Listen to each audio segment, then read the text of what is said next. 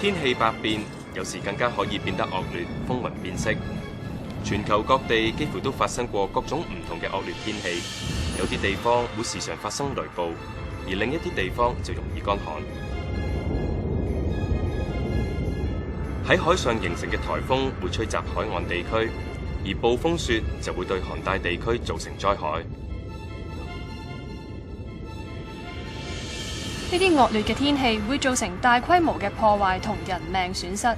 氣象學家一直都喺度尋求準確預測天氣嘅方法，而一般市民就要及早去應變惡劣嘅天氣，以減少人命同埋財物嘅損失。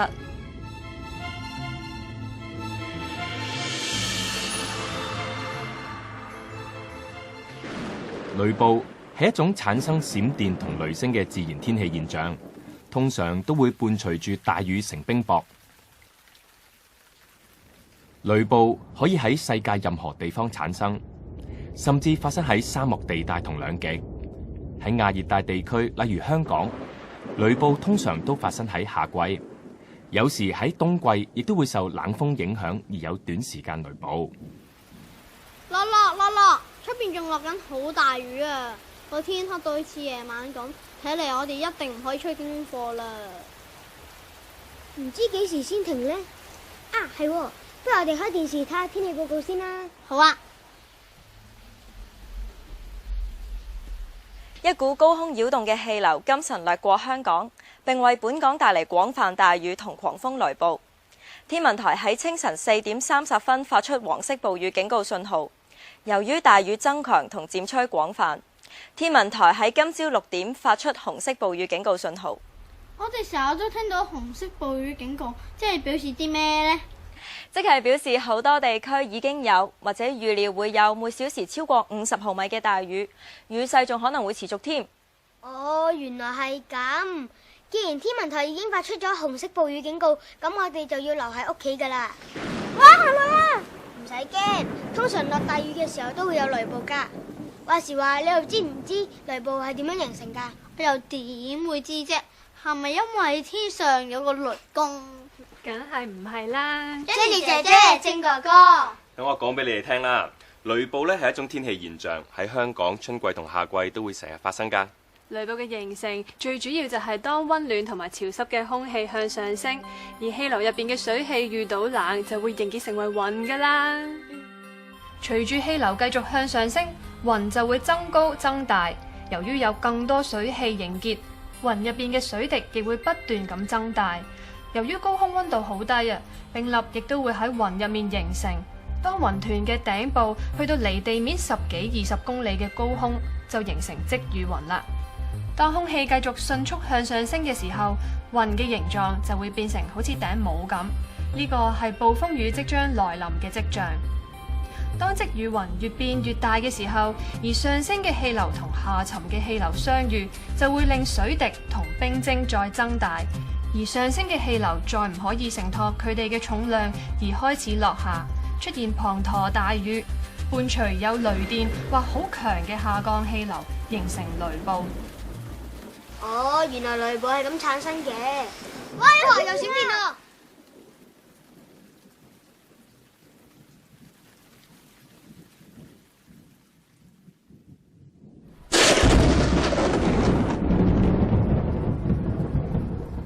閃電係一種大氣放電現象，因為有極大電流流經空氣，產生大量熱能，發出強光。熱能同時加熱空氣，令空氣膨脹，產生巨響，形成雷聲。天上面有冇發電廠？點解又會有閃電嘅呢？我仲留意到喺閃電發生嘅時候，總係會有大大嘅黑雲喎。點解嘅？喂，欣欣，你嘅觀察力果然唔錯喎。不如我哋一齊睇下天氣小姐點講。好啊，好啊。雷電係嚟自於積雨雲入面嘅。喺大塊嘅積雨雲入面會有好多水滴同埋冰粒。由於氣流急劇咁流動，令到呢啲水滴同埋冰粒互相摩擦或者分裂，從而產生電荷。電荷？乜嘢係電荷啊？點樣產生電荷噶？你試下用把塑膠間尺，然後將塊布喺面頭擦幾下，再擺喺頭髮附近，睇下會變成點？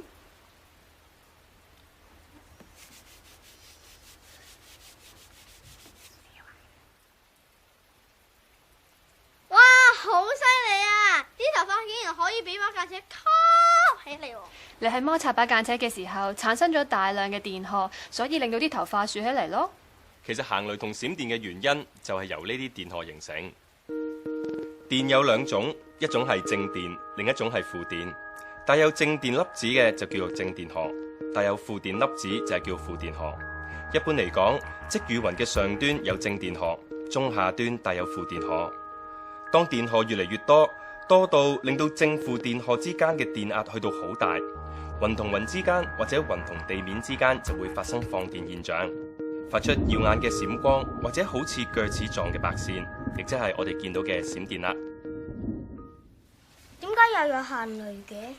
因為喺放電嘅過程裏邊呢，就會產生大量嘅熱能，令到周圍嘅空氣咧迅速膨脹，產生巨大嘅咣咣聲，亦即係欣欣驚聽到嘅雷聲咯。哦，原來行雷同閃電係一種自然現象，但係雷公同電母只不過係一個神話故事。但係點解我哋會睇到閃電，然之後先可以聽到雷聲嘅？行雷同埋閃電喺差唔多時間產生，但係光喺空氣入邊咧走得係比聲音快好多㗎，所以我哋係睇到閃光幾秒之後先至聽到雷聲咯。哦，但係我仲聽過有人喺閃電發生嘅時候俾電電親喎，點解會咁嘅？等我話你知啦。其實大部分閃電都會發生喺雲入面嘅，但係雲底嘅負電會同地面產生感應，令到地面帶有正電荷。當雲底同埋地面嘅電壓越嚟越大，就會發生放電，咁樣閃電就會擊落地面㗎啦。係啦，喺暴風雨嘅時候，尤其係行雷閃電嗰陣，千祈唔好企喺空曠嘅地方，又或者匿喺大樹同埋電線桿下邊，最好咧就係留翻喺室內啦。由於金屬物件咧係好容易俾雷電擊中嘅，咁所以喺屋企應該避免使用水龍頭同電器，因為閃電係有機會流過水管或者電線㗎。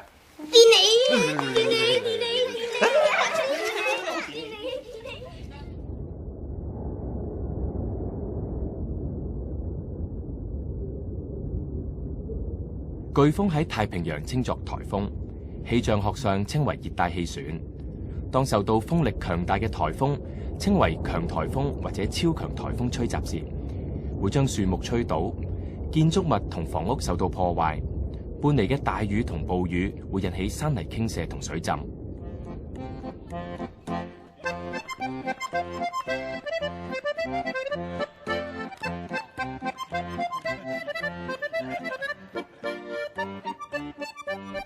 你知唔知點解會有颱風嘅？我點會知啫？其實颱風最初就係由海上面一個好少嘅積雨雲所形成嘅低氣壓。由於太陽嘅熱力作用，潮濕而溫暖嘅空氣向上升而凝結成水點，呢個過程會釋放出能量。上升咗嘅水點，然後會喺外圍下沉，形成颱風嘅基本結構。颱風就好似一台會移動嘅熱能機器，隨住更多熱空氣向上升，形成咗漩渦狀嘅雲，加上附近空氣流動嘅配合，風暴就喺海洋上空逐漸形成。當風力逐漸增強，漩渦狀嘅雲入面就會產生明顯嘅中心，形成颱風眼。風眼？咩係風眼啊？喺衛星雲圖上嚟睇咧，颱風就好似一隻會旋轉嘅眼，咁颱風中心咧，我哋就會叫做風眼。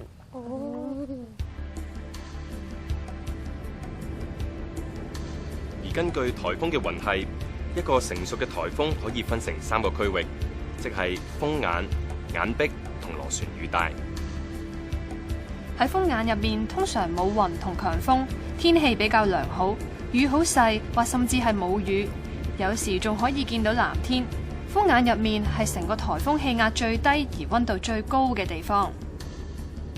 眼壁係最靠近颱風眼嘅地方，風眼入面係下沉嘅空氣，而眼壁入面就有好強嘅上升氣流。眼壁係成個颱風風力最強、降雨最大嘅地方。而風眼以外，其他風都係集中喺一條條窄長嘅雨帶。咁呢一啲雨帶咧就好似螺旋咁圍繞住個風眼，所以就叫做螺旋雨帶啦。咁颱風對我哋造成啲咩影響㗎？如果颱風吹到埋陸地咧，就會颳起狂風或者有大雨。喺海邊就會激起巨浪，引致海水倒灌。喺陸地就會有風災或者水災。而喺郊野嘅山區就會有泥石流或者山泥傾瀉等等啦。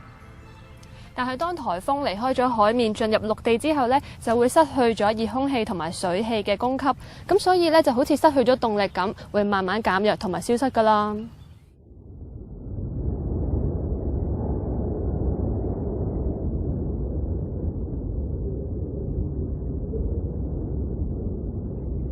乾旱係指某一個地區長期冇雨或者高溫少雨，令空氣同土壤裡面水分缺乏。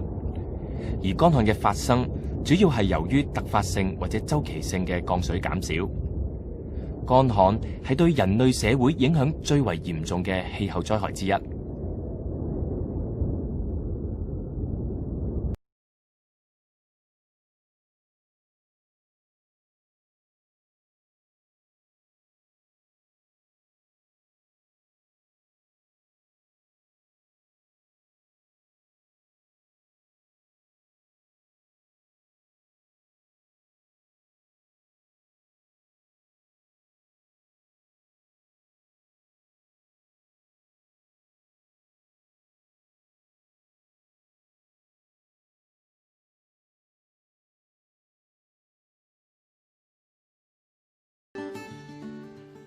我聽人講，我哋以前試過制水喎。制水？咩係制水啊？唔係一扭開水喉就會有水嘅咩？你咁諗就太天真啦！我哋嘅食水呢，其實係要靠雨水㗎。雨水流過河流，再流入水塘或者集水區度儲翻嚟㗎。如果真係太耐冇落雨嘅話呢，水塘就冇足夠嘅水供應俾我哋，咁嗰陣呢，就先至叫制水咯。制水會點㗎？嗱，一旦真係唔夠水用，咁就要節約用水啦。如果真係要制水呢，個意思啊就係喺指定嘅時間呢先至會有水供應。喺其他時候，就算你扭開水龍頭，都唔會有水滴出嚟㗎。要用水咁點啊？咁就要慳啲使啦。當有水嘅時候呢，就儲起佢咯。咁點解會冇雨落嘅？咁可能你哋未試過去過一啲沙漠嘅不毛之地，喺嗰啲地方啊，可以連續幾個月都唔會落一滴雨㗎。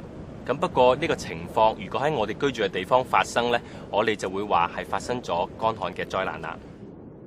咁乜嘢叫乾旱？